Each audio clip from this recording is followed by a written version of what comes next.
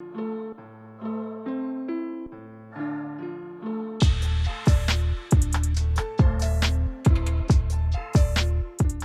when Simmons did his deal with House, the Over Under podcast, he was talking about Damian Lillard being a Laker. And it sounded like he knew something. House even called him out on it. And he even, what was the deal?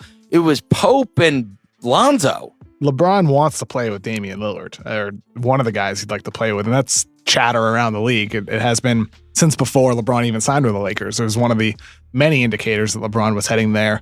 I just don't see, even in a theoretical world where it was an offer like that, I don't see Portland dealing within the Western Conference. How about Pope and Lonzo? Do you think that's a reasonable deal? I don't think Portland would do it. I think they would look east. Whether you agree with that logic or not about dealing within your conference, it's what a lot of teams, executives, and owners feel. True basketball, which is not a lot of true basketball minds and people that understand the game. But for me, I understand it. I know. Give me Damian Lillard. I'll show you how appreciated he'll be.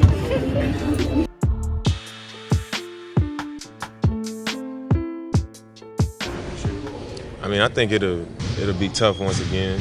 You know, it has been every year since I've been in the league, and you add LeBron James to the Lakers now, who I thought was competitive last season. Obviously, they're going to be in the mix a lot more than before. So you add another team. I think Dallas got better, Phoenix got better, the Kings everybody got better. So we're expecting a war. You know, it's going to be another tough season. Every night is going to count, and we just got to keep bringing our same mentality that we have, and that's to take it a game at a time and plan on being a playoff team again.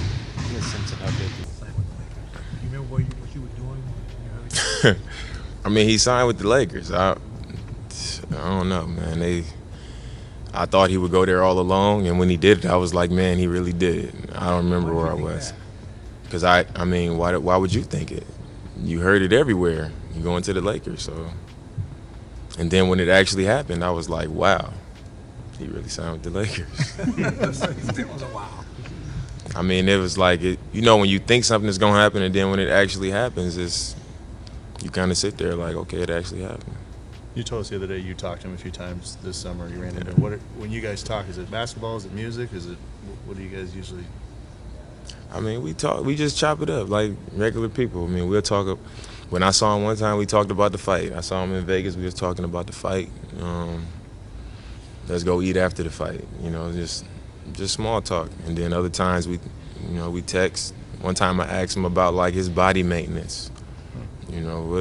Stuff like that. 15 years, and he had his best year in his 15th year. So, I mean, it's nothing crazy. It's just regular conversation.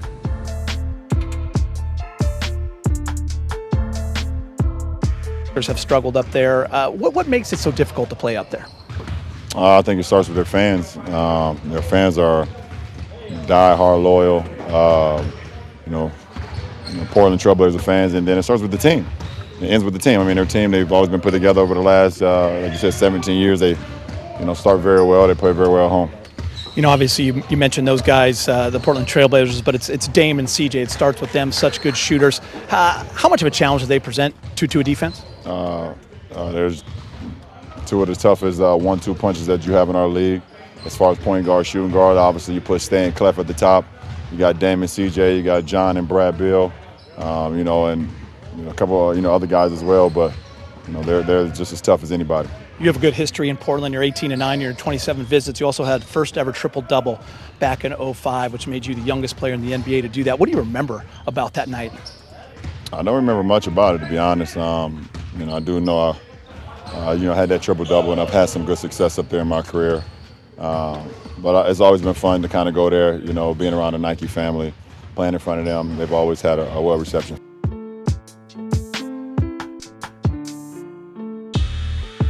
I felt good. I'm happy we came out and got a win. Came out the game healthy, so it's a win-win for me. Were you surprised to get up to 37 minutes right out the gate? No, not how the game planned out to be. I seen where it was going, so it wasn't a surprise. How did you feel about the reception that people gave you today with the crowd? I felt great. They gave me some more energy. I felt the support, and it only fueled me to play better. How close close do you feel to kind of where you've wanted to get back to? Like I said, it's one game. I can only see what's in front of me right now, and it's not nothing I'm looking back, saying I want to get back to that level. It's about right now and what I need to do to be the best player for the Raptors. And that's what my focus is.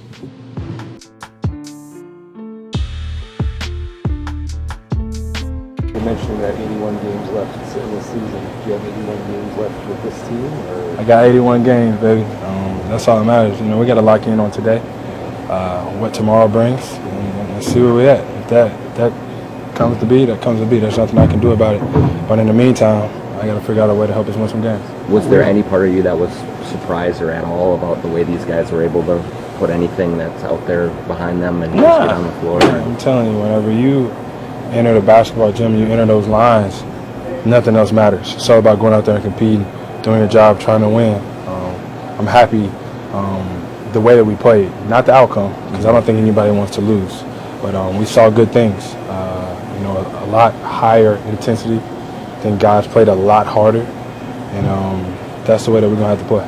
How weird is it to look over at that other bench and just see like a completely new team? I see a team full of NBA players that are really, really talented. Yeah, they're different, but they're still playing incredibly hard. They're still so smart, well coached, obviously, and they play to one another's strengths. That's just great San Antonio basketball for you.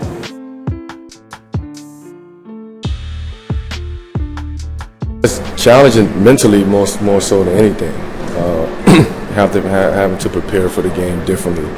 But other than that, it's a challenge all the way around. It's just a matter of how I'm going to react to that challenge and accepting that challenge. You know, which I am, which I will do. I mean, for me, it's just more about, at this point, it's more about what I have to do for the sake of the team, more so than trying to just go out there and just do whatever or try to have a specific role.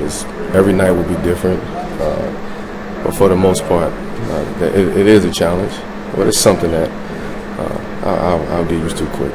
Well, I think, again, habits are hard to break, and we'll see over time